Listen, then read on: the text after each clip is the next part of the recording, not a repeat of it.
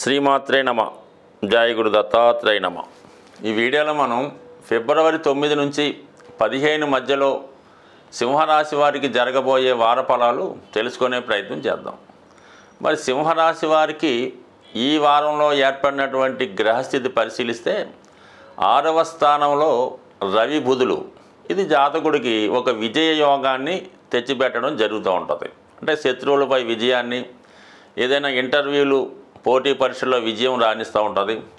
అటు ప్రభుత్వ ఉద్యోగులకి, రాజకీయ రంగంలో ఉన్నవారికి ఈ గ్రహస్థితి చాలా అనుకూలంగా రావడం జరుగుతూ ఉంటుంది. అంటే ఎటువంటి సమస్య అయినా అటు ప్రభుత్వ పరంగా ఉన్నటువంటి సమస్యలు కానీ, బంధువర్గంలో ఉన్నటువంటి సమస్యలు కానీ మీకు అనుకూలంగా మారడం జరుగుతూ ఉంటుంది. అంటే ఇక్కడ ఈ బుధాదిత్య యోగ ప్రభావం వల్ల విద్యార్థులకు కూడా ఇది చాలా అనుకూలించే అవకాశం ఉంది. వాడు పరీక్షల్లో మంచి మార్కులు సాధించడం జరుగుతుంది. ఇక వ్యాపార వర్గం వారికి పరిశీలించినప్పుడు మరి ధన లాభాధిపతిగా బుధుడు కూడా 6వ స్థానంలో ఉండడం వల్ల మీరు ఏదైనా ప్రభుత్వ రంగ సంస్థల్లో పెద్ద మొత్తంలో రుణ ప్రయత్నం చేస్తుంటే అది మీకు లభించే అవకాశం ఉన్నది. దీనికన్నా అత్యంత బలంగా ఏర్పడినటువంటి మరొక యోగం ఏంటంటే ఏకాదశ స్థానంలో ఏర్పడినటువంటి కుజుని వక్ర గమనం. ఈ ఒక్క గ్రహం చాలు మీకు చాలా వరకు మీ సమస్యల్ని పరిష్కరించడానికి. చతుర్థాధిపతిగా లాభస్థానంలో ఉన్నటువంటి కుజుడు మీకు భూముల వల్ల, స్థిరాస్తుల వల్ల, మాతృస్థానం వల్ల, తల్లితరపు బంధువుల వల్ల సంపూర్ణ సహాయ సహకారాలు లభిస్తాయి. ఇది రియల్ ఎస్టేట్ వ్యాపారంలో ఉన్న వాళ్ళకి చాలా బాగా రాణించే అవకాశం ఉంది. చాలా కాలంగా మీరు అమ్ముదాం అనుకున్నటువంటి స్థిరాస్తులు ఈ సమయంలో అమ్ముడుపోవడం జరుగుతుంది. అంటే అధిక మొత్తంలో మీకు ధనం చేతికి రావడం జరుగుతూ ఉంటుంది. అలాగే భాగ్యాధిపతిగా లాభస్థానంలో ఉండడం వల్ల అటు విద్యార్థులకి చాలా మంచి ఫలితం ఇవ్వడం జరుగుతుంది. విదేశ ప్రయత్నాలు ఫలిస్తాయి.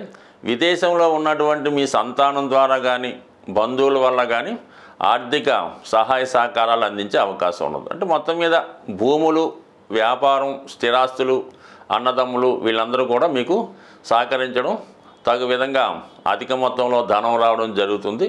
మొత్తం మీద ఈ గ్రహాలు మీకు సంపూర్ణంగా బాగున్నప్పుడు కూడా ఇక వ్యతిరేకంగా ఉన్నటువంటి గ్రహాలు పరిశీలించినప్పుడు అష్టమ స్థానంలో ఉన్నటువంటి శుక్రరాహులు ఇతరుల యొక్క ప్రలోభాలకి లొంగిపోవడం కానీ, ఏదో ఒక బలహీనతకి మీరు లోనవడం వల్ల దానివల్ల కొన్ని విమర్శలు రావడం కానీ, ముఖ్యంగా స్త్రీల చేతిలో మోసపోవడం కానీ, ఏదైనా ఒక స్కామ్లో ఇరుక్కోవడం కానీ, ఏదైనా ఒక మనీ ట్రాప్లో ఇరుక్కొని నేమ్ అండ్ ఫేమ్కి భంగం రావడం జరిగే అవకాశం ఉంది.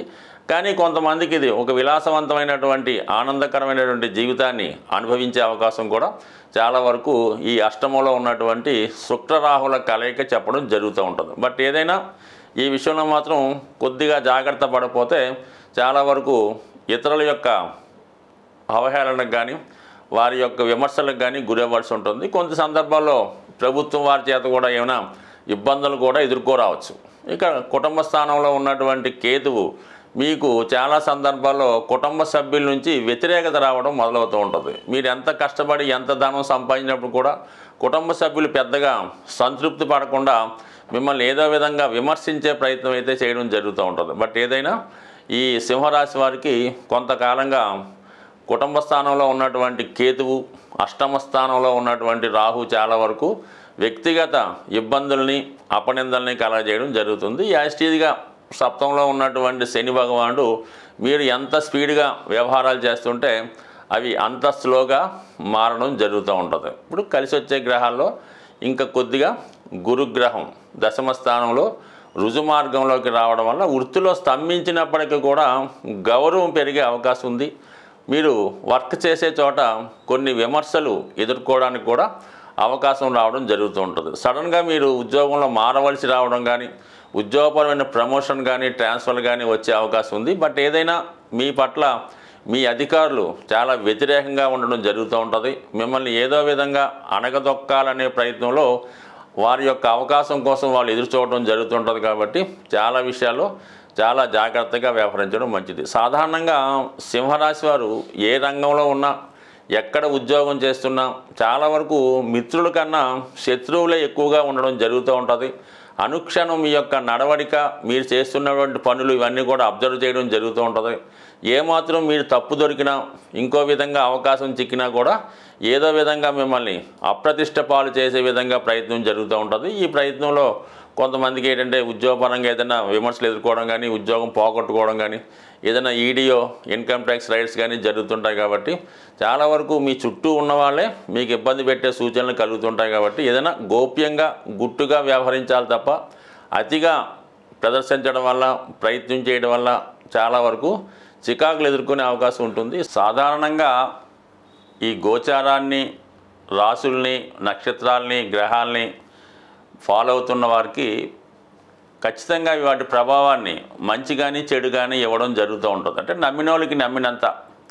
ఏదైనా ఆ గ్రహానికి సంబంధించినటువంటి పరిహారం చేసుకునేటప్పుడు ముఖ్యంగా ఇప్పుడు ఈ మాఘమాసం అన్నది ఏంటంటే మీకు ఎటువంటి ఫలితాన్నైనా చాలా శీఘ్రంగా తొందరగా ఇవ్వడం జరుగుతూ ఉంటుంది.